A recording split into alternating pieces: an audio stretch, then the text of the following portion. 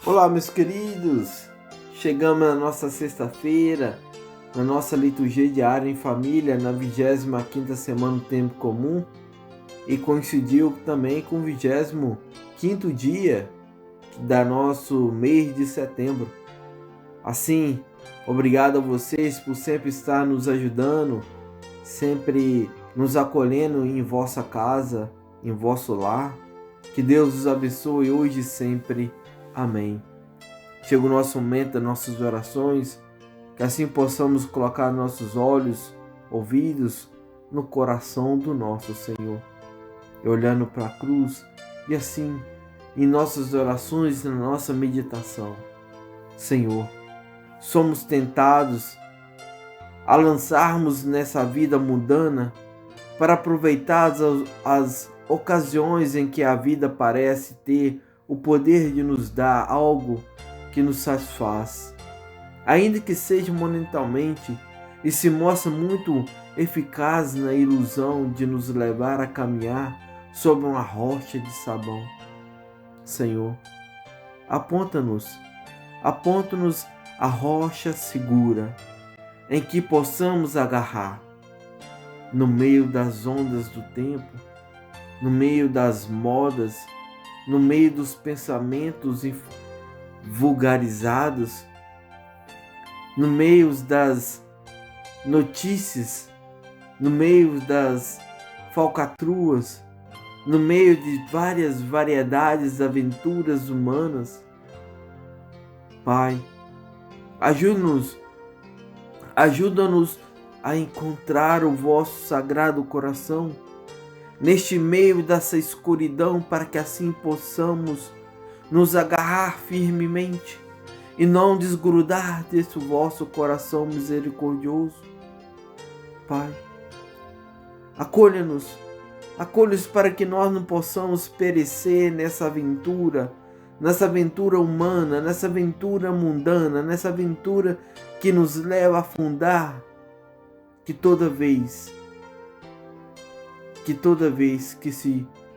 que se chove, que toda vez que desce alguma lágrima dos nossos olhos, que caia sobre essa pedra de sabão, que acabamos então nos escorregando por nós mesmos e caiamos muitas vezes nos mesmos pecados que sempre estamos fazendo.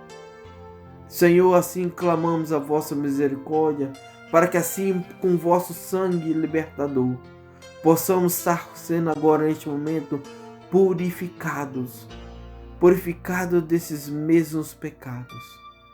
Que possamos abrir o nosso coração, e assim que a tua flecha de amor possa penetrar nesse nosso coração endurecido, para que então pudesse ser aberto ao verdadeiro amor que se encontra em Cristo. Assim vos pedimos em nome do vosso Filho Jesus Cristo, que vive e reina hoje e sempre. Amém. Leitura do livro do Eclesiastes. Tudo tem seu tempo. Há um momento oportuno para tudo o que acontece debaixo do céu. Tempo de nascer e tempo de morrer. Tempo de plantar e tempo de colher a planta, tempo de matar e tempo de salvar, tempo de destruir e tempo de construir, tempo de chorar e tempo de rir, tempo de lamentar e tempo de dançar, tempo de atirar pedras e tempo de as amontoar, tempo de abraçar e tempo de se separar, tempo de buscar e tempo de perder, tempo de guardar e tempo de esbanjar, tempo de rasgar e tempo de costurar, tempo de calar e tempo de falar, tempo de amar e tempo de odiar, tempo de guerra e tempo de paz. Que proveito tira o trabalhador de seu esforço? Observei a tarefa que Deus impôs aos homens, para que nela se ocupassem. As coisas que ele fez são todas boas no tempo oportuno. Além disso, ele dispôs que fossem permanentes. No entanto, o homem jamais chega a conhecer o princípio e o fim da ação que Deus realiza. Palavra do Senhor, graças a Deus. Salmo responsorial, o Salmo 143. A resposta do Salmo é: Bendito seja o Senhor, meu rochedo. Bendito seja o Senhor, meu rochedo. Ele é meu amor, meu refúgio, libertador, fortaleza e abrigo. É meu escudo, é nele que espero. Bendito seja o Senhor, meu rochedo. Que é o homem, Senhor, para vós? Porque dele cuidais tanto assim, e no Filho do homem pensais. Como um sopro de vento é o homem, os seus dias são sombra que passa. Bendito seja o Senhor, meu rochedo. O Senhor esteja convosco, Ele está no meio de nós. Proclamação do Evangelho de Cristo segundo Lucas. Glória a vós, Senhor. Aconteceu que Jesus estava rezando em um lugar retirado, e os discípulos estavam com ele. Então Jesus perguntou: Quem diz o povo que eu sou? Eles responderam: Uns dizem que és João Batista, outro que Elias, mas outro acha que és algum dos antigos profetas que ressuscitou. Mas Jesus perguntou: E vós, quem dizeis que eu sou? Pedro respondeu: O Cristo de Deus. Mas Jesus proibiu-lhe severamente que contasse isso a alguém. E acrescentou: O Filho do Homem deve sofrer muito, ser rejeitado pelos anciões, pelos sumos sacerdotes, doutores da lei, deve ser morto e ressuscitado no terceiro dia. Palavra da salvação. Glória a vós, Senhor. Louvado seja o nome de nosso Senhor Jesus Cristo, para sempre seja louvado. Seja bem-vindo, meu irmão, minha irmã, a esta reflexão da Palavra de Deus em nosso canal da Comunidade Católica Brasileira de Uster. Hoje, sexta-feira, 25 de setembro de 2020, estamos na 25ª semana do Tempo Comum. E hoje a primeira leitura em Eclesiastes 3, ela explica que há momentos de alegria e de tristeza, de surpresa e de desilusão, de sucesso e de fracasso. As coisas mudam, passam, transformam, mas nenhuma situação, meu irmão ou minha irmã, ela dura para sempre. Porque em nossa vida tudo é passageiro. Mas existe uma coisa que nunca muda: Deus. Deus é sempre igual todos os dias, por toda a eternidade. Ele é o único que não falha, meu irmão.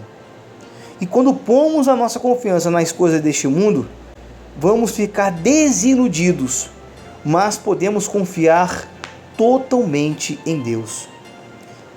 E veja, sem Deus, meu irmão, todas as experiências da vida são inúteis, sem razão nem esperança. Mas quando confiamos em Deus, encontramos valor em nossas experiências e ao mesmo tempo podemos apreciar a vida que Ele nos deu. E veja, a temática central desta passagem: há um tempo correto para cada experiência. E eu vou dar um exemplo para você.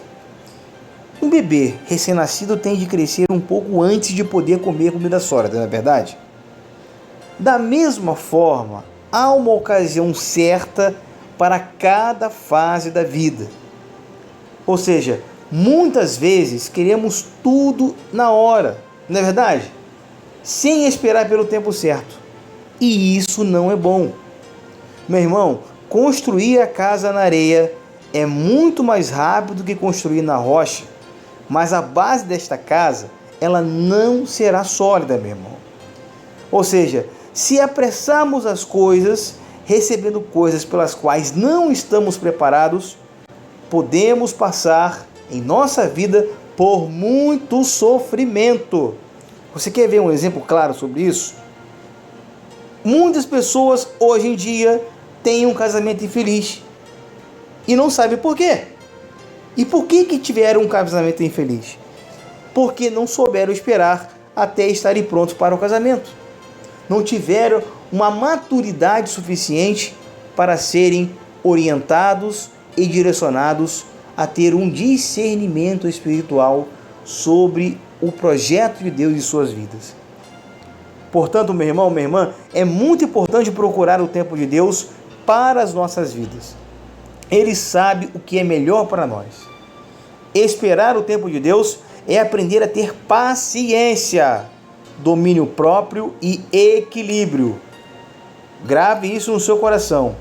Esperar o tempo de Deus é aprender a ter paciência, domínio próprio e equilíbrio. E quando esperamos o tempo certo, descobrimos uma alegria especial nas coisas que Deus nos dá. Portanto, a receita de bolo é essa, meu irmão. Viva o tempo de Deus. Espera no Senhor, porque a tua hora vai chegar, meu irmão. Talvez você ainda se questione, mas eu ainda não encontrei minha Maria, porque você ainda não está preparado.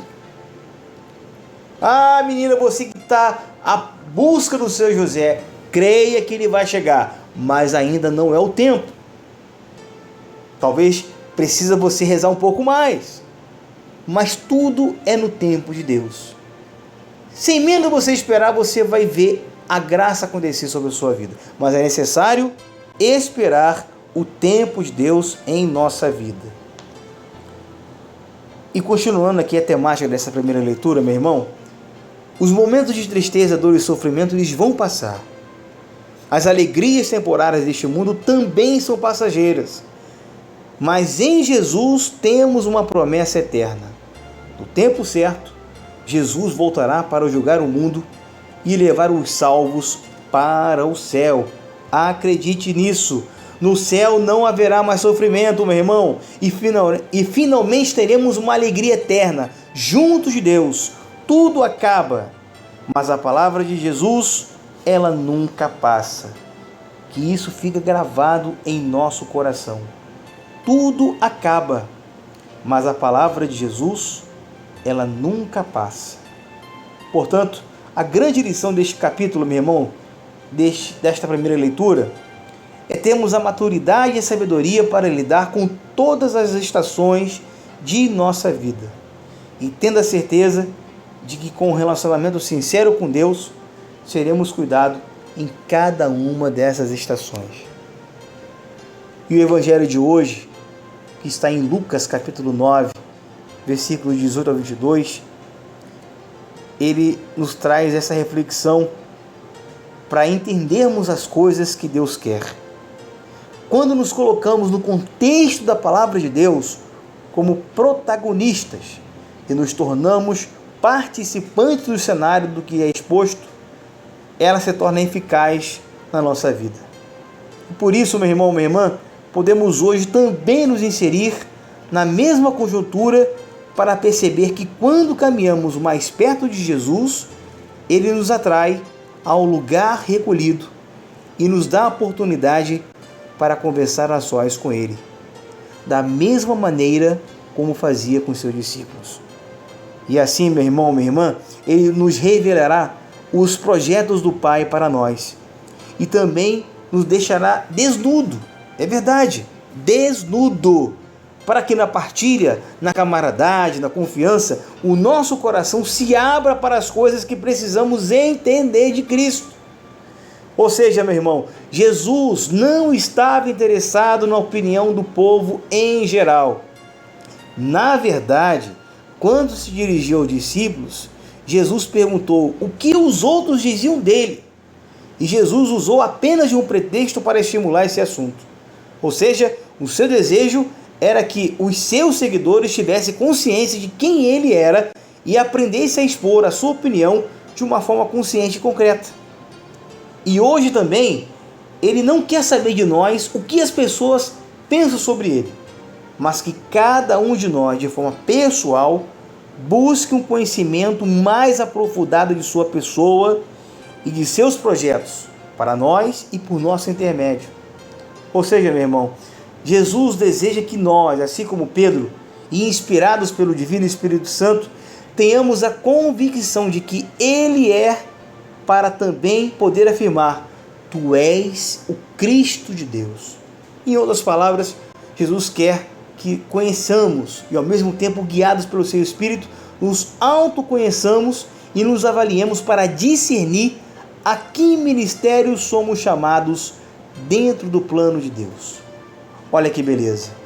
Talvez você, meu irmão, que ainda se acha indeciso, que você talvez não tenha o que fazer na igreja, pelo contrário, eu quero te dizer que você tem um chamado de Deus na sua vida. E por isso o Senhor também nos exercita nesse sentido, saber quem é Jesus e conhecê-lo de forma íntima. E nos garante também, ao mesmo tempo, a possibilidade para que também nos conheçamos e aos poucos percebamos o plano de Deus para nós. E eu quero terminar essa reflexão dizendo uma pergunta para você. Você tem buscado ficar sozinho com Jesus? Quem é Jesus para você? Quem é você para si mesmo? Você tem dúvidas em relação à sua intimidade com Jesus? Você também, como Pedro, pode afirmar que Jesus é o Cristo de Deus, isto é, que Jesus é o seu Salvador? Pense um pouquinho sobre essas perguntas que eu te fiz no final dessa reflexão e que o Espírito Santo ajude a você a discernir qual é o chamado que você tem na sua comunidade. Eu tenho a certeza de que você tem uma missão ainda a cumprir nesta terra e que você se encontre de uma forma mais profunda com aquilo que Deus tem reservado para a sua vida. Eu desejo que você tenha um dia abençoado, com a proteção de Nossa Senhora de Fátima, que você tenha um dia na presença de Deus e esperando sempre em Deus o melhor estar por vir na sua vida. Louvado seja o nome de nosso Senhor Jesus Cristo, para sempre seja louvado.